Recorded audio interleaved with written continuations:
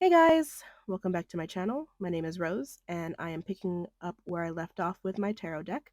Here's a peek into my process. Over there on the right-hand side are some small thumbnail sketches in black. That's where I work out the silhouette and the big shapes in my pieces. I also then map out a bigger thumbnail sketch over on the left there in blue. I also work on the big details like the crane, some flowers. This drawing here is the Four of Swords, and I went with the Saros crane because it is indigenous to Southeast Asia, specifically also in the Philippines, and I am Filipino, so it was a very personal pick for me. I'm starting my piece off here with a quick pencil sketch. I do most of my illustrations on smooth illustration board.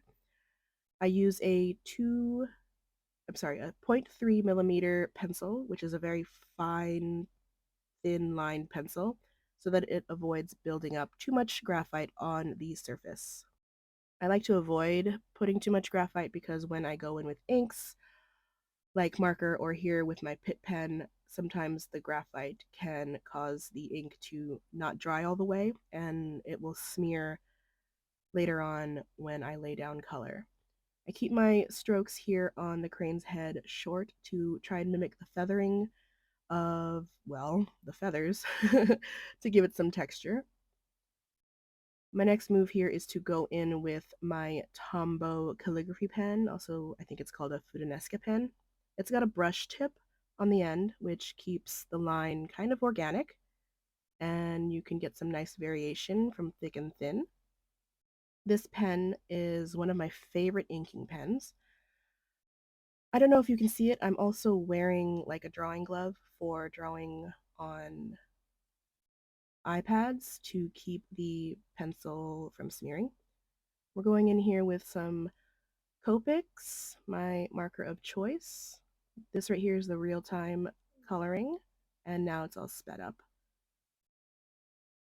I tried to do some dabbing to give it some extra texture and depth in the illustration. Going in with some gray. I like this crane because it's not white like you typically think of cranes. I like the color and the warmth it adds to the piece. Cranes are a symbol of peace and hope, and they also represent justice and protection. Here I am going over the clouds with some Copics. I picked a color palette here of reds and greens. I don't know if it's because it was Christmas, but I really gravitated toward this color palette. I'm going over the whites here with a white gel pen. It's my favorite tool to add whites. I also used a Posca pen for the outside border of that crane. This piece felt a little too busy, so I'm trying to add some darks to knock it back a little bit. I've gone into the background to try and make the crane pop out more. If you look by the clouds nearest the crane, I also went over that to gray up the clouds a little bit.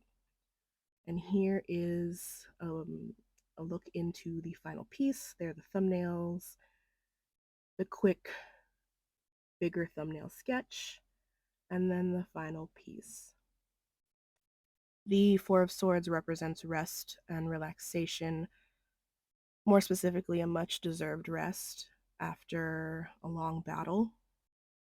The swords here are fashioned after traditional Filipino weaponry. I've added some winter berries to the hilts of the sword, which also represent protection. And white poppies are in the water, which are a symbol of peace. Reversed, the Four of Swords represents restlessness and burnout. And that's all. If you like this video, please remember to like and subscribe, and I will see you guys later. Bye!